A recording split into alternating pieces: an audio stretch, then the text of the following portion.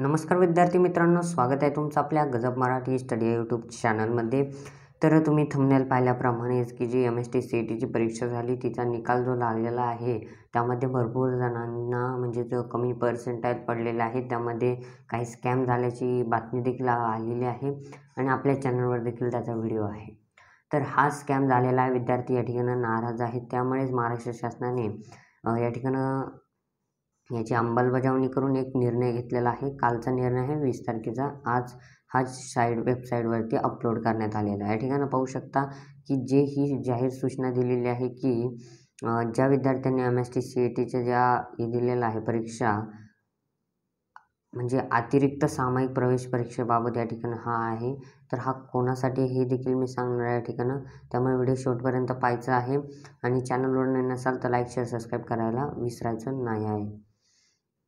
पहा आता शैक्षणिक वर्ष 24-25 साठी BBA ठीक आहे, BCS आणि BMA व BBM या अभ्यासक्रमाच्या प्रवेशाकरता या कार्यालयामार्फत दिनांक 29/5 रोजी सामायिक प्रवेश परीक्षा आयोजित करण्यात आलेली होती।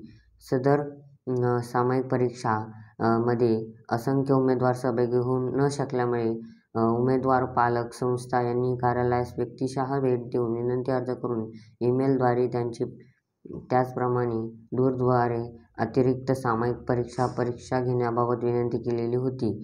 उमेदवाराची शैक्षणिक हिताचा विचार करून शासनाने या कार्यालयास म्हणजे पहा आता ह्या कोणासाठी आहे, फक्त परीक्षा देण्यासाठी जे विद्यार्थी म्हणजे त्यांनी CETच्या पेपरमध्ये त्यांचं काय झालं होतं की या ठिकाणी उमेदवार सहभागी होऊ न शकल्यामुळे ठीक आहे, त्या विद्यार्थ्यांना या ठिकाणी परत परीक्षा आणि ज्या विद्यार्थ्यांना कमी मार्क्स मिळालेले आहेत त्यांचा देखील या ठिकाणी आढावा चालू आहे। त्यांची देखील परीक्षा यांच्यासोबत होण्याची शक्यता या ठिकाणी आहे।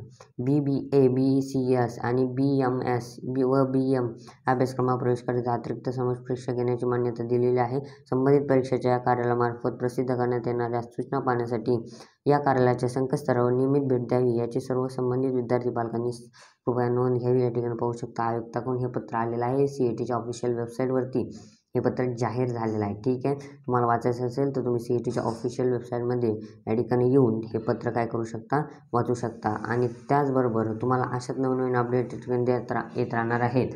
आणि जर तुम्ही CETची जी परीक्षा दिलेली आहे त्याच्यात कमी मार्क्स पडले असतील तर ते कमेंट करून सांगा। त्याची अंमलबजावणी झाल्यानंतर काहीतरी निकाल लागल्यानंतर आपल्या चॅनलवर सगळ्यात आधी येणार आहे। त्यामुळे आपल्या चॅनलला देखील सबस्क्राईब करून ठेवा आणि आत्ताच कमेंट करा आणि व्हिडिओला लाईक करा, चॅनलला सबस्क्राईब करा। धन्यवाद विद्यार्थी मित्रांनो, व्हिडिओ आवडल्यास एक लाईक करायला विसरत जाऊ नका, जेणेकरून आम्हाला देखील व्हिडिओ बनायला थोडंसं म्हणजे चांगलं वाटतं की विद्यार्थी सपोर्ट करत आहेत। धन्यवाद।